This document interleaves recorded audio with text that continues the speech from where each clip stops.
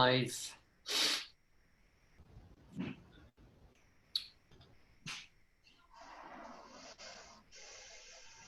All right. Good, guys. How are we doing? Hope you're good. So welcome to the roundtable. Let me just put this on pause. You can see that. Let me just put this down here. Cool. I hope everyone's good. I hope everyone's enjoying the challenge. Okay, we're coming towards the end of the challenge now. It's been a quick 5 days. It's been a quick midweek. We've got tonight's session, which we'll be talking about morning routine, and then obviously tomorrow we'll be talking about vision and future thinking. So I've invited a couple of boys on who have been working with me for a number of months, years. And we're going to talk, just ask some questions that I've been asked. We're just going to talk about life in general, kind of life before, like maybe taking the plunge, life during taking the plunge right now. First thing that we do is, in fact, before we introduce, if there are any questions as we go along, guys, please make sure you ask us. All right, don't be afraid to ask us questions, or you want to ask the lads anything. Just put in the comments anything you want to, even if it's coming back to it. What we can do is that I can answer those for you properly. So let's start with Richard. If you want to take yourself off mute and just introduce yourself, Rich, to everybody. Yeah. Hi, my name's Richard. I'm 49 years old, dad of 3. Pretty happily married, but I've changed a lot over the last 5 years in terms of my job. I've been a stay-at-home dad for a while, been trying to do some consultancy. Then COVID came along, got a bit lost along the way, wasn't really sure what I was doing. Just felt like I was drifting along. So I found the Man Coach, did the 5-day, did the 28-day, and I'm now on the Mastermind. Been on that for about 18 months since I first met James. And you know, there's been a lot of progress. There's been some downs along the way, but it's just a steady improvement, really, and it's just got better, in general, all the time. But that's the journey, right? Ups and downs, like that never goes away. We just become better at getting ourselves back up, right? Yeah. Good man. All right, Rich, thanks for your intro, and thanks for being here and taking the time. Appreciate it. Craig, if you want to introduce yourself. Yeah, hi everybody. Yeah, Craig Simpson. 53, just turned 53 years of age. Father of 2, although one of them's already flown the coop. So what can I say then? So myself, I've been around the houses, changed my job numerous times, high pressure environments.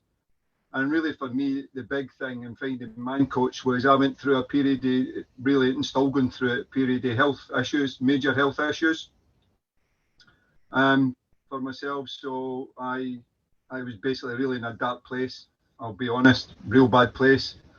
I came on to the 28-day, game changer, absolute game changer for me, got me out of it. I then since went on to the accelerated program and currently on the elite program. But for me, it's been an absolute life-changing experience. And Did you that's do the 5 days, right?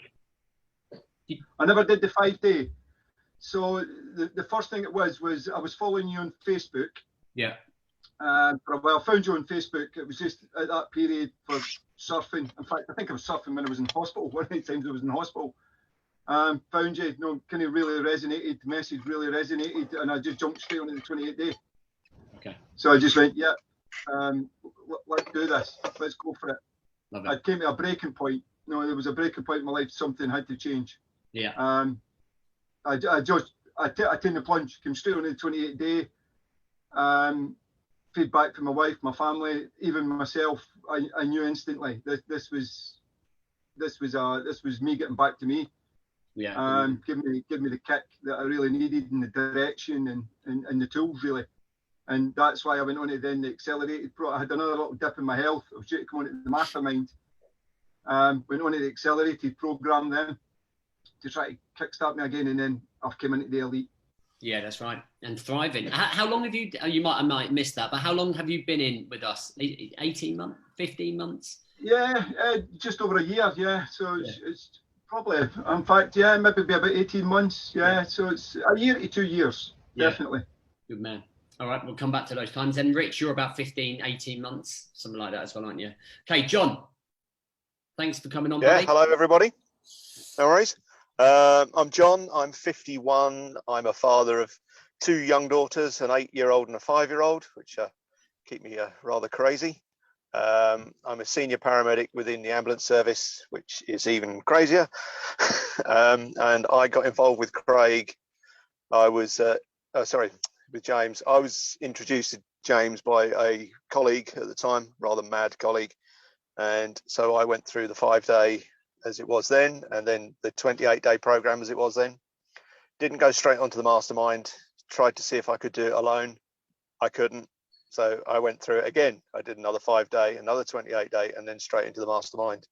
And I've been here ever since. Probably about 18 months, roughly, I should think. Yeah. And it has not only changed my life, but I think having gone through COVID with work in the last 2 years, it's probably saved my life and stopped me going completely crazy. Just having the structure in my life, which is what I didn't realize I'd missed as a man, and probably been needing it since I'd had kids. Just having that routine and structure is everything. Good for you. Good. And it's great to have it all on. It's very interesting that the irony of you all being on in around the same amount of time, right? So like, I didn't actually realize that until we put that in there, but that's great to see. And thank you all for being here. So I guess for guys watching, what we want to do is give you a kind of like, if you like, a view or a seat to see how these guys' journeys have progressed through the time. So the first question that we often get asked is, what was life like before? What was the trigger for you to start thinking, right, I've got to start doing something with myself? Like, were you constantly saying, so what I've seen in the comments on the challenge is, I'm completely overwhelmed. I know I need to do something, but I don't know what, or I'm kind of stuck in that rut and I want to change, or I can see the system and I need to make sure I follow through with it. And obviously, when you have that epiphany, when you suddenly have that wake up moment, there's usually something along the lines, or there's one key trigger point that just, right, enough of the BS, enough of the crap. Like, what is it for you guys that made you just go, right, enough's enough? I've got to start. I've got to do something. I've got to find something. So, Rich, I'll get you to answer first. Yeah, I think for me, I'd been feeling uneasy for quite a while, and I think then COVID came along, basically. Yeah. And I think I'd been drifting. I was doing a little bit of work, but mostly looking after the kids. And I had this for a long time. I had this permanent sense of guilt. So when I was at home with the kids, I felt guilty because I wasn't working. When I was at work, I felt guilty because I wasn't with the kids. So there was this constant pressure to change something, but I just didn't know what it was. And then COVID came along, and I was home with the kids all the time. My wife is a doctor, so she went to work. I was with them all the time. And then we started coming out of COVID and going back into COVID, out of lockdowns and going back into lockdowns. And I just felt, I think I said this during the 5-day, when I first started doing the 5-day and listening to some of the other guys, I felt a bit like a fraud, because there wasn't really anything particularly wrong with my life. My wife earns a decent amount of money. We've got a nice house. I can work in consultancy if I have to, or, but it's not. And I think it was just a sense of losing myself, really, that triggered it. I didn't know what I wanted to do. I didn't really know what I was doing. I was just one day to the next. And it was a genuine, it wasn't, I've suffered with anxiety and depression in the past. It wasn't, but it was kind of different from that. It was a real, I have to do something. I can't do this for the next 20 years. I literally had no idea what I was doing from one day to the next. And I tried things. I tried little diaries. There's a thing called a 6-minute diary, and you do it every morning, and that went okay. But then I got out of the habit, and I was constantly trying to find something, I guess. Yeah. When I came, you feel like you lost identity. Is it fair to say? Yeah, completely. And why do you think you lost identity? Well, I think it's basically when I met my wife and got married and had kids. You know, before that, I was a free spirit. I did whatever I want. If work said you've got to go to the other side of the world, I went, yeah, hey, why not? It's an adventure. Yeah. You know, I never had to worry about planning. I never had to worry about, you know, how my actions impacted on other people. You know, if I wanted to do something, I just went and did it. Yeah. And some of it was you know, crazy stuff, like just I wanted to get into being a landlord, so I just bought a house, you know, and I wanted to go surfing in Indonesia, so I just went, you know. Yeah. And then I love, you know, my wife came along and I love her, so I want her to be happy. So then it all became about making other people happy, making my wife happy, making my kids happy. And it just, by the time I think I met you, it just got to the point where I'd completely lost who I was, you know. Yeah. And making and that realization that I have to make myself happy. You know, the stuff you talked about in the 5-day about me being the priority, you know, and me being actually having to look after myself, because that otherwise I can't look after the people I love. Yeah, that was a real, you know, I mean, I properly in the 5 days, I almost had like breakdown, but it was a very emotional thing to go through when you sit down and go, what am I? Who am I? What do I want to do? What am I going to do in 10 years? What is important to me? Yeah. That was just such a massive breakthrough for me that, you know, I probably, you know, I cried, you know, I cried when I compared who I thought I was to who I was being at that time. Yeah. It was just a real shock, you know, and that just then again made me realize that, well, I definitely can't go on like this. You know, I've got to do something about it. And that's why I signed up to the 28. Yeah. And that made such a huge difference that I really wanted to keep going with that progress. Yeah. And that's a powerful story, right? That's really powerful. And the irony is that last night we actually talked about being that priority, right? And being at the top of you remember the priority pyramid, right? At the very top, right? Rather than carrying the pyramid. Yeah. So I think that's really powerful, you know, and I think quite often, I think that's what we talk about is like, you know, when we're in our 20s, we are that free, you know, we chase girls, we're kind of like partying, we're going to the gym when we want to go to the gym. Yeah. And then we meet the one, and then we have kids, and then we're like, man, I'm stuck in this job. Like, I have to work this job now. Like, there are restrictions, you know, and I think that restriction causes conflict with who you used to be, and it's like this great big battle in our mind, right? And we're like, man, someone just give me a path to get on, and to at least be on that right path. Do you know what I mean? Yeah, absolutely. And I think, you know, what John said, I think, you know, I'd go just as far. It hasn't just changed my life. Yeah. Being on here has rewired. I was heading down a really dark route, you know, in terms of my self-confidence, my self-belief, my you know, my ability to cope with things was really rock bottom at that point. You know, anything could tip me over the edge, and I'd go into a really dark place for 2 or 3 days and really start doubting, you know, even whether there was, you know, any point in me being here. And having, you know, that's completely turned around. I'm so much better at coping with stuff like that. So yeah. And we've seen it, and it's great, and it's been an amazing journey for you as well. I remember actually one of the first times you come on the seminar talking about going back to surfing, and just getting out on there as well. You know, it's just those small wins that really make a difference to your life. Or, you know, just like I know when I paddleboard in the morning, and it's calm and it's tranquil, and you just like, you have that experience. You're like, man, this is what it feels like to connect with the world, connect with myself, my inner free spirit, if you like, you know. Cool, thank you. So Craig, so when you felt your trigger, and very much like Richard just spoken, did you have self-doubt in terms of like trying to make those changes? Because one of the things that has come about in quite a few of the challenges actually is the fear of change, the overwhelm of change, the scarcity of change as well. Is kind of like, oh my God, like, am I going to actually do this? Did you go through anything like that at all, Craig? What were the barriers to making you jump? I think that the thing for me, I'd got to that point where something had to change. So as you say, a trigger for me to get me on the journey, which helped to continue on the journey. So one was the big message, as you say, you are number one. And it's that thing, you're looking after yourself, because I was in a real dark place, as you know, with health. But it was my daughter. My daughter just said to me one day, I miss you, Dad. And I was sat there. And that just really that really got to me. I wasn't showing up for my family. I wasn't showing up for me. I wasn't showing up for anyone.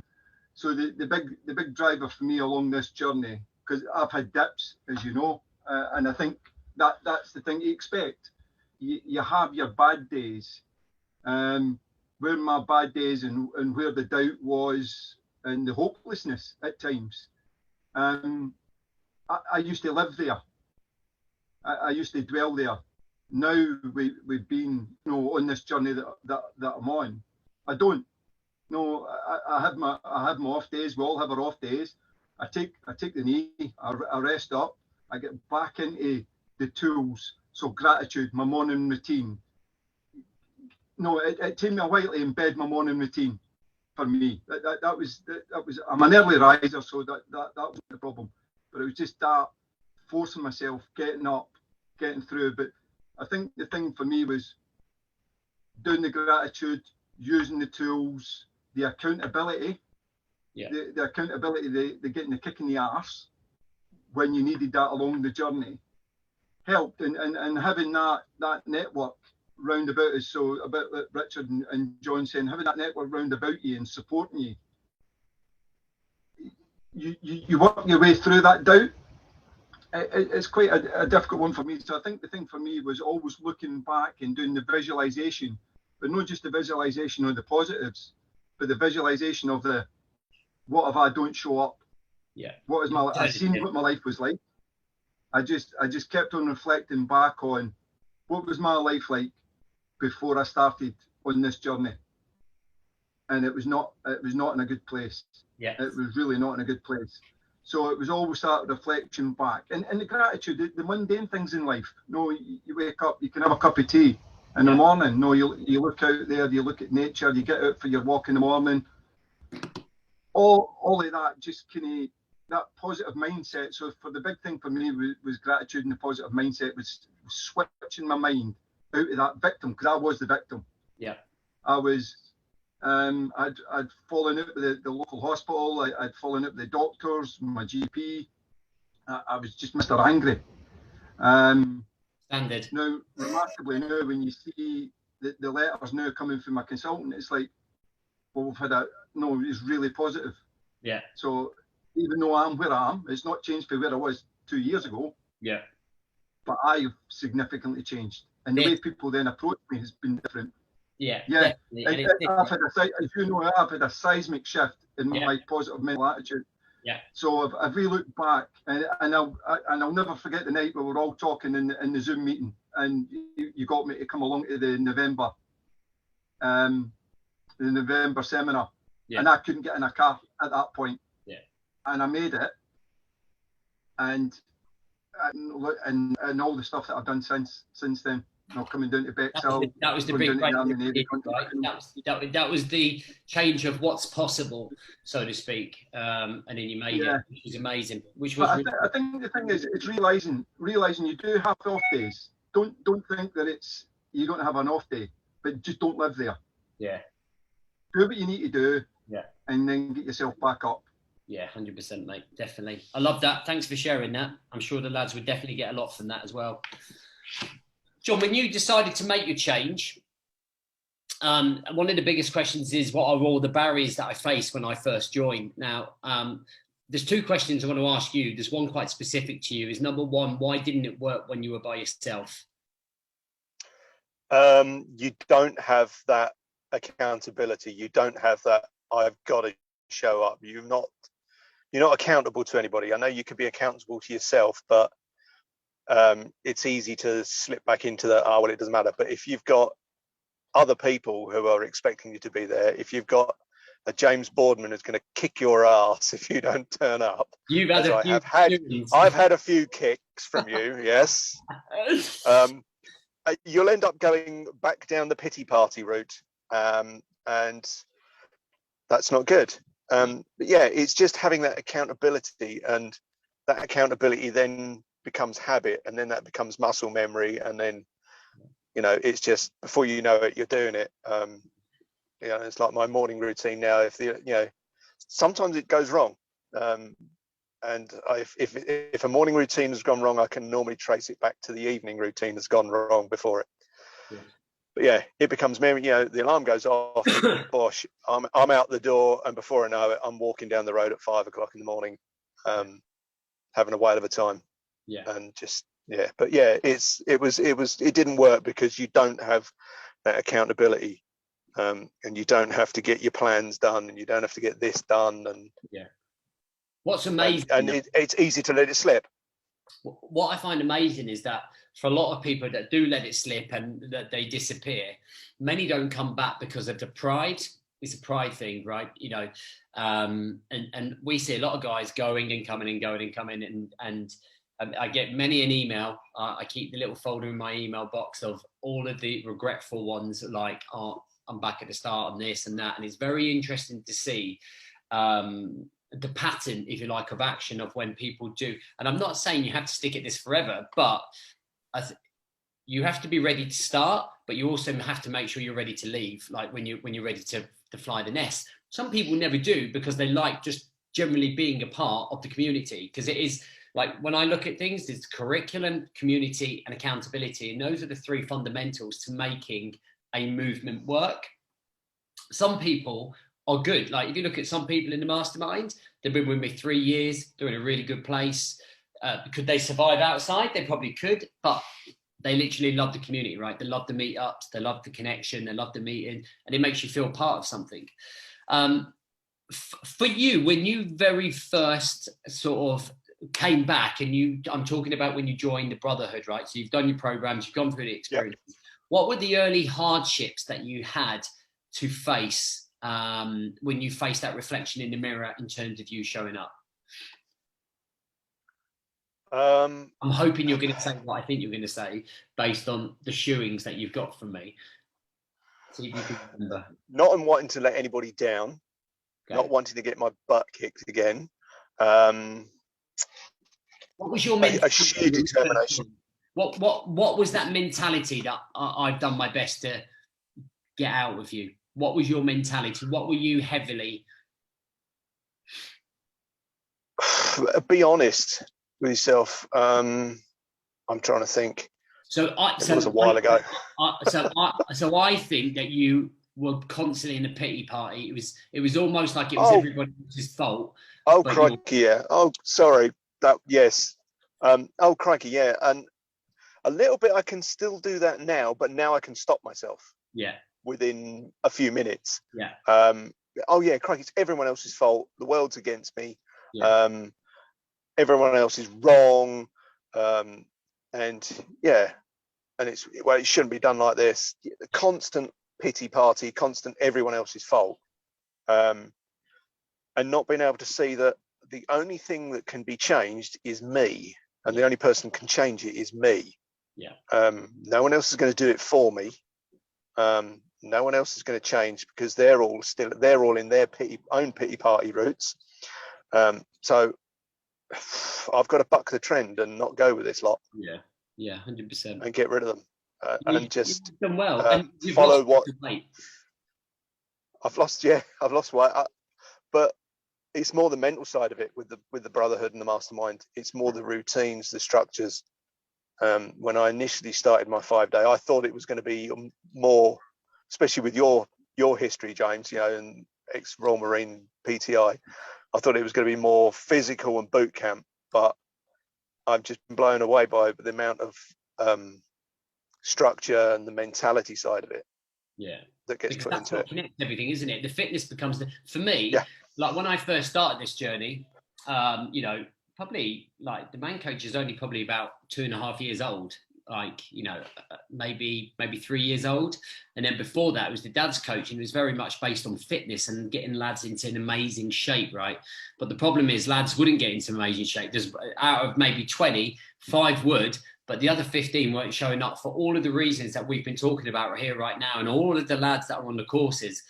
And that's where I went, like, if we get this right, these follow. this goes, okay, and everything else kind of falls into place, right? And I think that's important.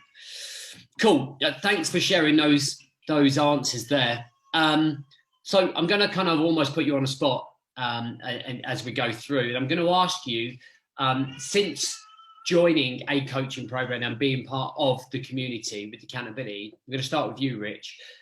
What would you say your top 3 gains have been? Your top 3 things that you have shifted in your life that have helped you become the guy you are today? Okay, so I guess so. The first thing was the realization that I have to have a plan. Yeah. And without the planning, it all just falls apart.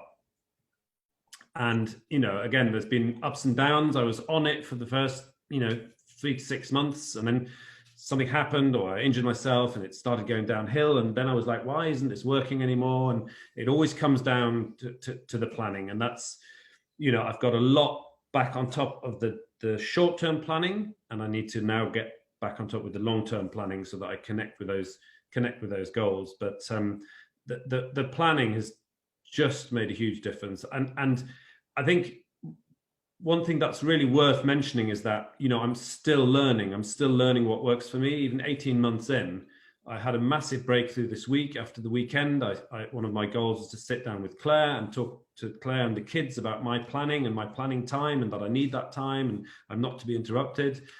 And she actually turned around and said, well, that doesn't work. What about my time with you? You can't get up at 6 and I don't see you for an hour, and then I go to work. And in the past, I would have got really grumpy and stuff. And instead I said, okay, well, let's work something out, and she actually said, well, which you've been saying for 18 months anyway.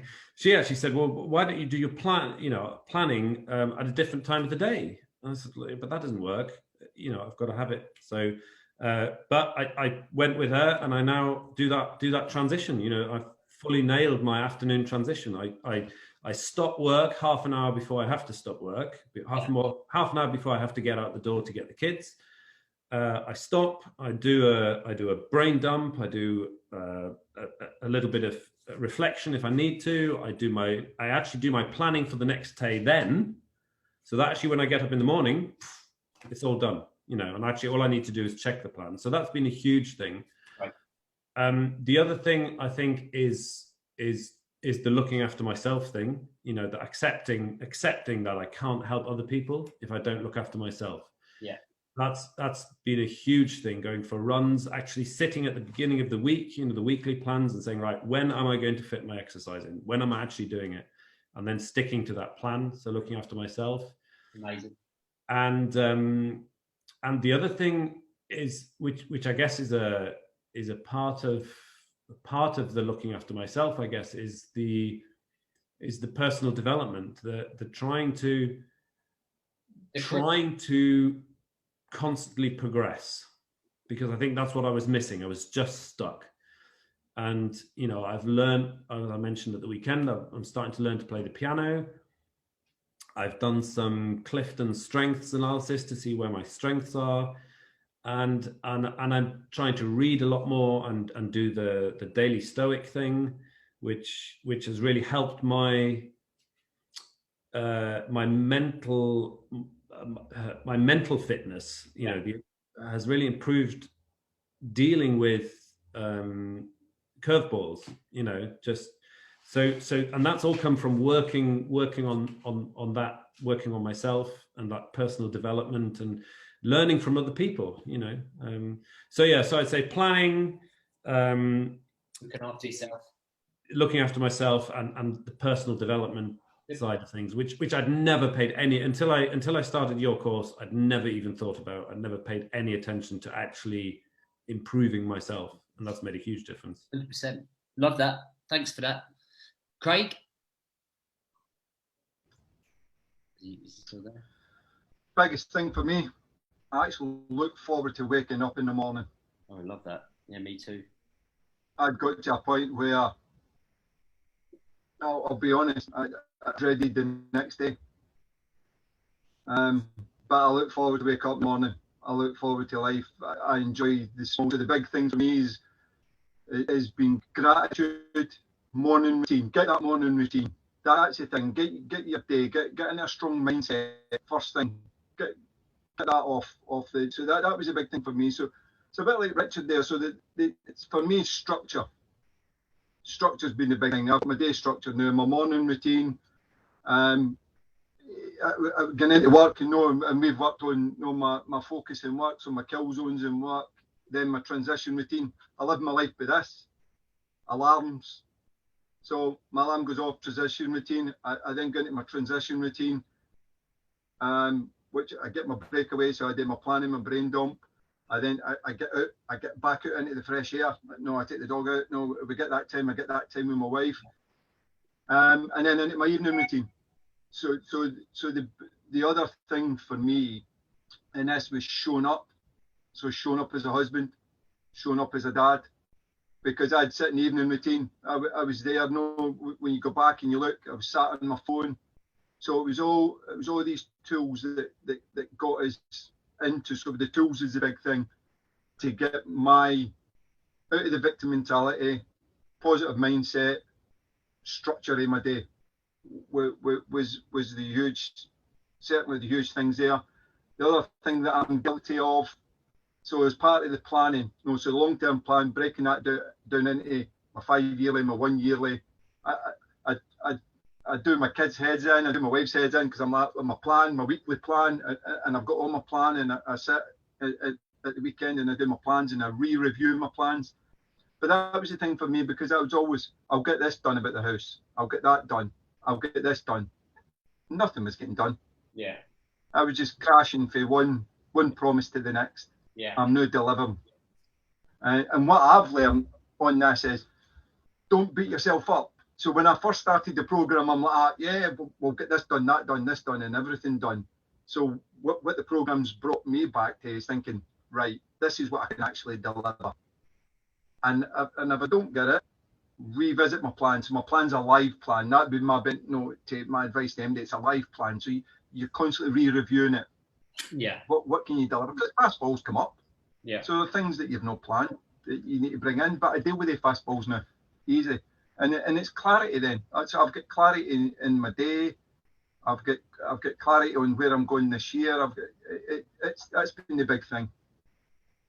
And I actually look forward to, as I say, my number one thing is I look forward now to waking up the next day. Yeah, I think I do, and I've just really recognised that this year actually. Just waking up and going, I cannot wait to get up and get after it. Actually, almost a weekend, because I don't do it. I stay in bed and it's just like a bit chaotic because all the kids are just like, just bulldoze you. Well, I still do my morning routine. I mean, my kids are grown up now, so it's easier. Yeah. But what I found was, when I wasn't doing my morning routine at the weekends, and everybody's different. No, if I want a bit of lie in, I have a lie in, but I still do my morning routine. So rather than it being at 5:30 in the morning, it might be 7:30, 8:00, 9:00. But I still get up, even at the weekend, I get out within X amount of minutes, I get the dog out and away we go. Yeah. And that gets my morning routine, because what I was finding was the weekends was, as you say, you kind of, it was throwing me out of balance. Doing Yeah, I think I used to do it 7 days a week, and then I was just shattered from it, and then I took the breaks. But yeah, I mean, it's good. It's individual, right, mate? Thank you for them, John. Top 3 things, rattle them out.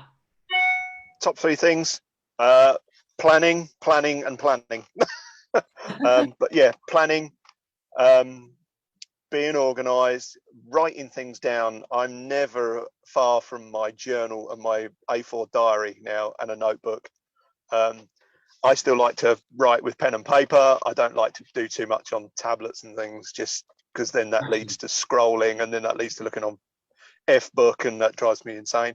But yeah, writing things down, being honest and not trying to overachieve, not trying to put too much on your list for the day. So, put 4 things and achieve 4 things rather than putting 8 things and only achieving half. Nice. If that makes sense. Yeah. And being honest with yourself, know that you are going to have a bad day. You are going to slip. You might slip with your physical. You might slip with your nutrition. You might slip with some of your tasks. You're not going to hit them all the time, every single time. Yeah. But learn where you've gone wrong. It's like if I you know, I know that if something's gone wrong with my morning routine, or I haven't got up for some reason, it'll be traced back to not properly prepared the night before, which is normally would be going to bed late. And that's the other big thing I've took away from this. I'm now regularly going to bed just gone 9 o'clock, and I'm normally asleep by 9:30, unless I've got something on or something's happened. And if that's gone right, then the morning routine is just a killer. I love it. Get up, get out, whatever the weather, you know, pouring with rain, out the door at 5 o'clock for a walk. Absolutely love it. Non-negotiables. Connecting with the world. Yeah. Sorry? Non-negotiable. No, not at all. And one thing that you said as well, I used to listen to a lot of music and audio when I walked, but you said something, I can't remember where it was, months ago, about trying not doing it. And now I don't wear the headphones, and you listen to the day waking up. Yeah. You listen to the birds. You listen to the fact that no one else is up at that time, so there's no traffic. Yeah. The world's yours. It's beautiful. Love it. It's like being in an apocalypse film, you know, like I don't see anyone. So I'm down the seafront for 4:30, and I don't see anyone till 6:30, and it's like living in an apocalyptic world. And what I do at 5:30, like clockwork, there's at least 20 planes all heading into Europe or heading to America, and you just can sit. When a clear sky, you just kind of, you know, like when it leaves the trail. And I think about things when I'm sitting there in the camping chair, and I'm thinking, God, there's people stuck on the M25 at the minute. And then I think to myself, I wonder where they're going. It's what an adventure to see what a big world we live in. And then I'm seeing the birds swinging past, and then it sounds ridiculous, but like in a world that is full of chaos, in a mindset that creates chaos and disruption, it's like, it's my tranquility, it's my peace, it's my temple. Do you know what I mean? And I think that's what we need to create as men is our own temples, where we allow ourselves to detach from the real world and be in our own little dimension for, even if it's just an hour, to have that time is like, man, that's my special time to deal with myself. Guys, I just want to say a huge thank you for coming on. We're going to finish, and I'm going to go around. I want you to give one piece of golden advice to any of the lads listening to help them with their progression. You're not allowed to say anything to do with the course in terms of signing up. I don't want that to be about this. I want it to be about something that you've learned about yourself that you would want to pass on to the guys based on your experience, okay? Why you have a think about that. Guys, if you are watching, I appreciate you watching the guys in the round table. Obviously, these guys have taken some time out of their own time to come here and talk to you and share their own experiences.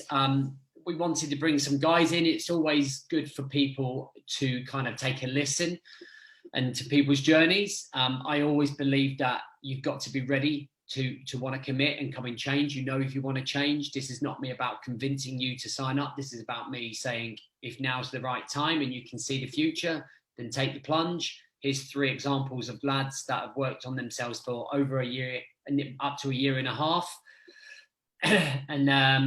And you can see the benefits of what happens when you do. Do you know what I mean? So if you kind of think now's the right time, jump on, and we start as soon as Monday. You'll be in the group with these guys on Monday and all of the other guys that are on there. Right, let's do this. Rich, your golden nugget advice. Don't beat yourself up. There's plenty of other people in the world who'll do that for you. Don't beat yourself up. If you miss a target, you don't quite get it done, you don't get everything on your list, tomorrow's another day. Don't give yourself a hard time. Just, nobody's perfect. You're just a human being. Love it. Great one. Craig. Don't bullshit yourself.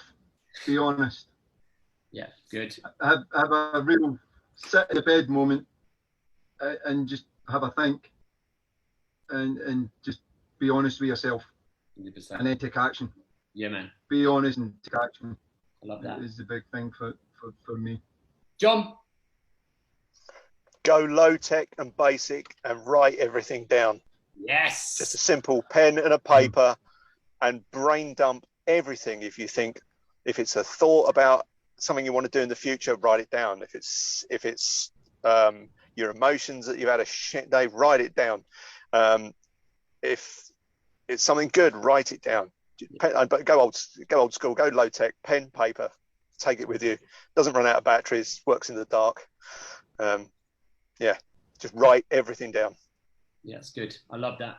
I'm going to give two, only because I spoke to my mum this morning and she made me think of one more. So my other one is always know what the alternative is to you showing up. Like, have that picture in your head. So every time that you decide to procrastinate, every time that you make the decision not to show up, every time you make an excuse, know the direction that you're heading. Be really clear on that, because it is a very, very fucking painful place that you're going to head towards. Okay. And I don't know anyone in their right mind that wants to head to that place. And number two is that you do not have an abundance of time. Like, having spoke to my mum this morning, and she's in a turbo reflective mood on her life, because she kind of feels like she's coming to the end of it.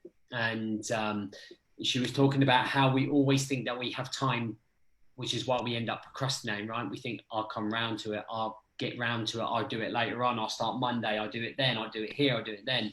And actually, before you know it, you wake up and you're 75 years old, like struggling to get out of bed. You don't have all the time in the world. You don't have an abundance of time to strain yourself out. There is no perfect time. There's always going to be some sort of shit that is going to distract you. Like, if you need to work on yourself, stop fucking around and get it done. Guys, thank you for being on. Just hold on to the end. Guys watching, thank you so much. I'm going to end the live stream here, and I'll see you tonight.